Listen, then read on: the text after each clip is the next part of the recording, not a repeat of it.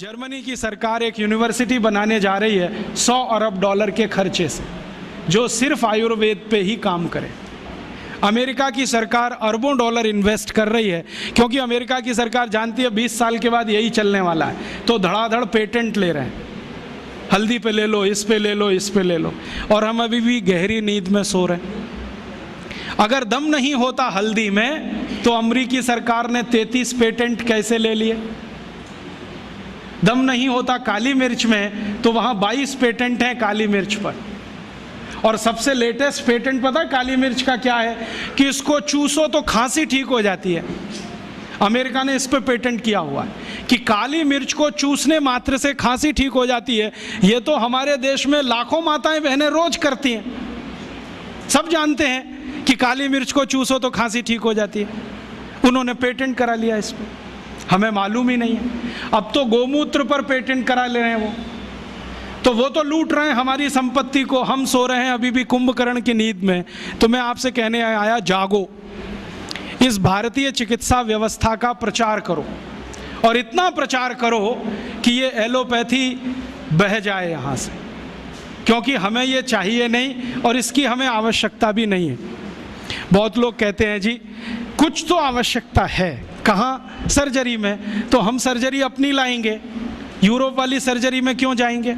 हमारे यहाँ जो सर्जरी होती थी 200 साल पहले, उसको रिवाइव करेंगे, उसके स्कूल खोलेंगे, उसके कॉलेज खोलेंगे। कहीं ना कहीं गांव में कोई ना कोई विशेषज्ञ मिलेगा, उसको गुरु बनाएंगे, उससे सीखेंगे, वो आगे सिखाएगा सबको। तो हम तो अपनी चीज़ें पे जाएं, उनका भरोसा करें, उनको प्रचारित करें और इनको आगे बढ़ाएं। ये ताकत आप सब में है, बस आप एक बार संकल्प लेके काम करो। और संकल्प लेके काम कैसे करें? आप बोलोगे जी अपने पास तो समय नहीं है। समय तो आप सबके पास है, लेकिन समय का नियोजन नहीं है। हमारे पास बहुत समय है जो हम टीवी के सामने बर्बाद करते हैं, सास भी कभी बहू थी देखने में, जिसमें कुछ भी आयुर्वेदिक नहीं है। हाँ, उसमें एक ही कहानी है, किसी की पत्नी किसी के पति के साथ भाग गई, किसी का पति किसी दूसरी की पत्नी के साथ भाग लिया, कोई पुरुष 3 महिलाओं के चक्कर में, कोई महिला 3 पुरुष के चक्कर में। क्यों समय टाइम बेकार कर रहे हो भाई? ये सास भी कभी बहू थी बिल क्लिंटन को देखने की चीज़ है, क्योंकि वो एक्स्ट्रा मैरिटल अफेयर्स का चैंपियन रहा है। वो देखे तो समझ में आता है, हम क्यों इसमें समय खराब करें? तो ये टीवी में फालतू समय जाता है, इसको बचा लो। और सिनेमा में जाता है वो और ज़्यादा बचा लो, क्योंकि सिनेमा में कोई मनोरंजन नहीं है। अब ये क्या मनोरंजन है? एक हीरो एक हीरोइन शुरू में अलग हो जाएंगे, अंत में मिल जाएंगे, बीच में विलेन आएगा, थोड़ी देर डिशुम डिशुम, कहानी खत्म। क्या है मनोरंजन? फिर उसमें कोई हीरो आएगा, 25 मंजिल की इमारत पे चढ़ेगा, कूदेगा, और पेंट भी नहीं फटेगी उसकी, 25 मंजिल से कूदेगा। फिर एक हीरो आएगा, मोटरसाइकिल लेके चलेगा, दीवार तोड़ के निकलेगा, सिर नहीं फटेगा, दीवार फट जाएगी। फिर एक हीरो आएगा, डिशुम डिशुम करेगा, 1 मिनट में 20 गुंडों को मारेगा। अब ये हीरो इतने ही ताकतवर हैं, तो सरकार ने ट्रक भर भर के कारगिल युद्ध में क्यों नहीं भेज दिया इन सभी? भैया ये हीरो नहीं है, सब जीरो है।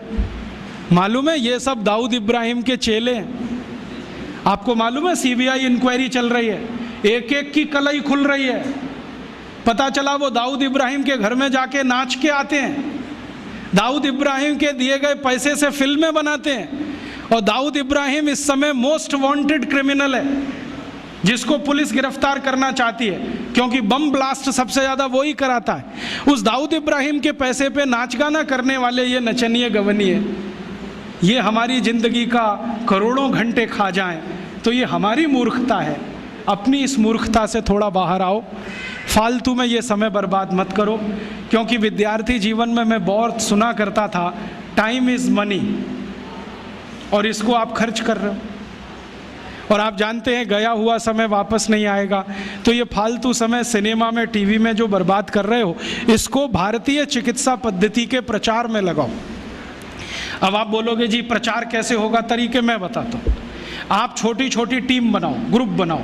आप तो थोड़ा होम्योपैथी जानते हो ना, तो होम्योपैथी में ऐसी बहुत दवाएं हैं जिनको सेलेक्ट करो जिनका बेस आयुर्वेद का है। और खासकर ऐसी बहुत दवाएं हैं जो 100% वेजिटेरियन है, माने फूल पौधे पत्ती से बनी हुई है ना, उनकी एक सूची बनाओ, इन्हीं दवाओं का उपयोग करो।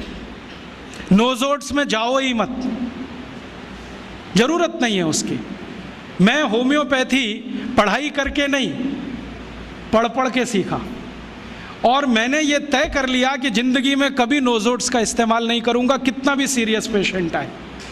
और आपको सुनकर आश्चर्य होगा, मैक्सिमम सीरियस पेशेंट्स को मैं बेलाडोना से ठीक कर लेता हूं।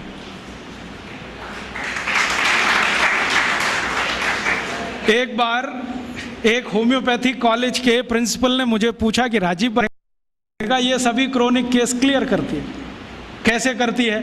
मैंने कहा ध्यान से देखो तो बहुत सारे पेशेंट में बेलाडोना ही निकलती है, हम ध्यान नहीं देते इसलिए इधर उधर भटकते रहते हैं।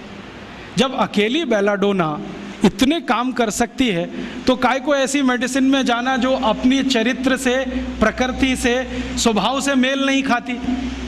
भारत में जानते हैं मैक्सिमम लोग शाकाहारी हैं, स्वभाव हमारा शाकाहारी पने का है, तो दवाएं भी वही सेलेक्ट कर लो जो शाकाहारी हैं।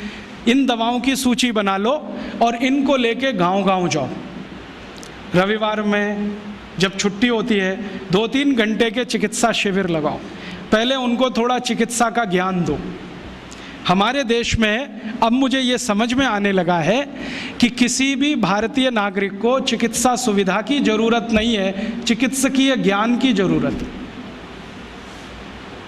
हेल्थ फैसिलिटीज नहीं चाहिए, नॉलेज चाहिए। नॉलेज की बहुत कमी, और इतनी कमी है कि पढ़े लिखे लोग उससे ज़्यादा पीड़ित हैं, छोटी छोटी बातें नहीं जानते।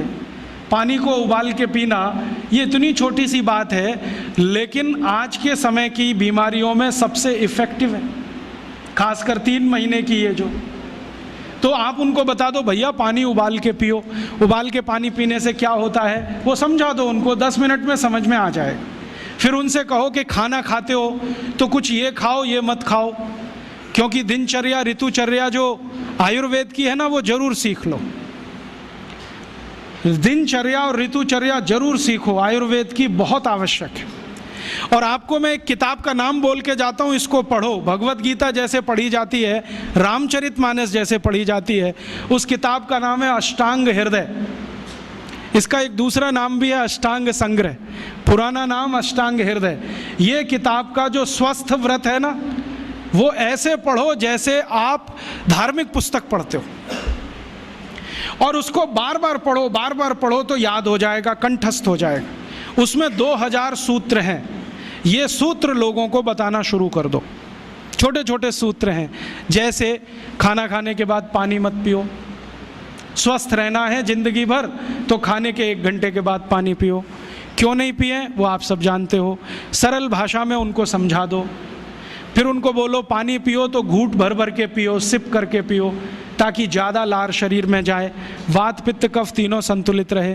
ठंडा पानी कभी मत पियो। मैंने दुनिया में ठंडे पानी पीने वालों को बहुत देखा है। यूरोप और अमेरिका के लोग चिल्ड वाटर पीते हैं, बर्फ़ का पानी फ्रिज में रख के पीते हैं। परिणाम जानते हैं क्या होता है? सवेरे जब टॉयलेट रूम में जाते हैं तो 1-1 घंटे बाहर ही नहीं आते। उनको पूछो भाई तुम क्या कर रहे थे 1 घंटे वहाँ? तो कहते हैं न्यूज़पेपर पढ़ रहे थे, मैगज़ीन पढ़ रहे थे। क्यों पढ़ रहे थे? स्टूल पास नहीं होता।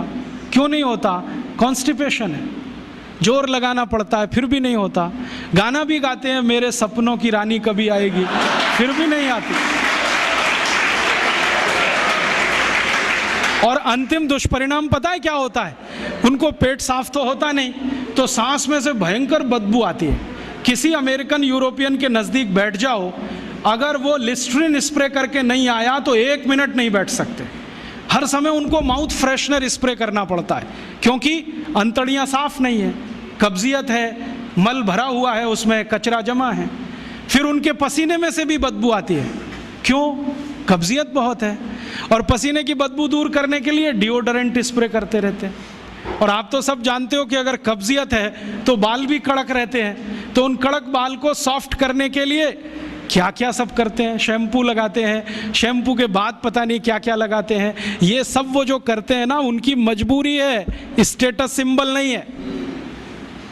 इसको अपने दिमाग से निकाल दो कि ये कोई स्टेटस सिंबल है। तो सरल भाषा में समझाओ, ठंडा पानी पीने से ये होता है, मत पियो, समझ जाएंगे। फिर उनको बोलो सवेरे उठो तो सबसे पहले पानी पियो।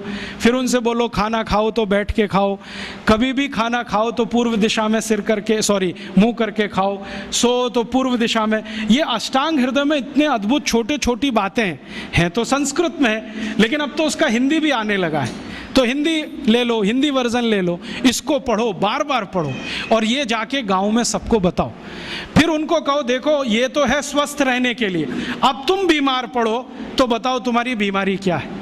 ये बीमारी है तो ये दवा है, ये बीमारी है तो ये दवा है। और मेरा आपसे एक निवेदन जरूर है कि अगर आप होम्योपैथी से भी इलाज करो तो उसकी मूल दवा जरूर बता दो। उनको ये ग्रीक और रोमन नाम में मत फंसाओ। आप कहोगे जी मैं तो ऑसीमम दे रहा हूँ, ये उनको कहो ये तो तुलसी का रस है भैया, तुम्हारे घर में फूलों से बनी हुई है, आसानी से मिलती है, जयपुर में मिलती है, दिल्ली में मिलती है। भंडारी वालों को अक्सर ऑर्डर दे के रखो, हमको इतनी भेजो। उनको जो पता चल गया कि आप प्रचार के लिए कर रहे हो तो मुफ्त में भी दे देंगे आपको। तो इस तरह से आप गांव गांव जाओ, छोटे छोटे शिविर लगाओ, गांव वालों को इकट्ठा करो। गांव वाले बहुत दुखी हैं, शहर वाले भी दुखी हैं, वैसे तो वो दुखी हैं। इसका यही सबूत है कि रामदेव जी आए जयपुर में सवेरे 4 बजे तो सब लोग पहुंच जाते हैं वहाँ, पैसा भी देते हैं, समय भी देते हैं। और 4 बजे रामदेव जी कहें टांग ऊपर उठा लो तो उठा लेते हैं, कहें सिर नीचे कर दो तो कर लेते हैं, ऐसे कर लो तो कर लेते हैं। क्यों? परेशान है, दुखी है, शरीर उनका साथ नहीं दे रहा है। और इतने दुखी हैं कि रामदेव जी तो क्या, कोई टिम्बकटू आ जाए उसी के सामने वो आ जाएंगे और वो दुनिया भर में घूम के आते हैं अपनी अपनी छोटी छोटी बीमारियां लेके। तो इन जो दुखी लोगों का थोड़ा थोड़ा आप मदद कर दो इलाज के रूप में, ये सब आपके भगत हो जाएंगे। और ये भगत हो जाएंगे तो कहो आप भी प्रचार करो इसका, वो भी करें, आप भी करो, तो ये इतना तेजी से मल्टीप्लाई करेगा कि 2-5 साल में एलोपैथी का बाजा बज जाएगा। और बजा देना है अपने को, हाँ, ये संकल्प लेके चलो कि इनका बाजा हमको बजाना है। मैं बहुत जल्दी एक टीवी चैनल शुरू करने जा रहा हूँ एलोपैथी का बाजा बजाने के लिए। इनकी सब पोल खोलनी है मुझे, हाँ, इनकी इतनी पोल हैं मेरे पास, कम से कम 1,500 से ज़्यादा डॉक्यूमेंट्स हैं जो एलोपैथी के गंदेपन को सिद्ध करने वाले, इनकी निकृष्टता को सिद्ध करने वाले, ये कितने अनसाइंटिफिक हैं वो बताने वाले हैं, कितने डॉगमेटिक हैं वो बताने वाले हैं। मेरे पास ऐसे बहुत इंटरव्यूज़ हैं बड़े बड़े डॉक्टरों के, वो कहते हैं कि हम कोई डायग्नोसिस नहीं करते, तीर मारते, लग गया तो ठीक, नहीं तो तुक्का। और वो कहते हैं हम तो एक ही सिद्धांत पे काम करते हैं, ट्रायल एंड एरर, देते जाओ गलतियां करते जाओ, देते जाओ गलती, भले मर जाए पेशेंट उसमें। हमारे पास तो कम से कम ये नहीं है ट्रायल एंड एरर वाला। हम तो जानते हैं कि तुलसी है तो उसके ये गुण हैं तो ये रिजल्ट आना ही चाहिए, मेथी है तो उसके ये गुण हैं तो ये रिजल्ट आना ही चाहिए। हमको सब मालूम है, फिक्स है, यहाँ वेरिएशन नहीं है। मेथी के जो रिजल्ट चरक ऋषि को मिले वो आज भी मिलते हैं, इसमें इतना सातत्य है, वेरिएशन कहीं भी नहीं है। तो जो विज्ञान में सातत्य होता है, सत्य ज्ञान वही होता है। तो हमारे पास जो सत्य ज्ञान है इसको लेकर आगे बढ़ें और इसके अपने जीवन में भी और दूसरों के जीवन में प्रयोग करने के लिए प्रेरित करें।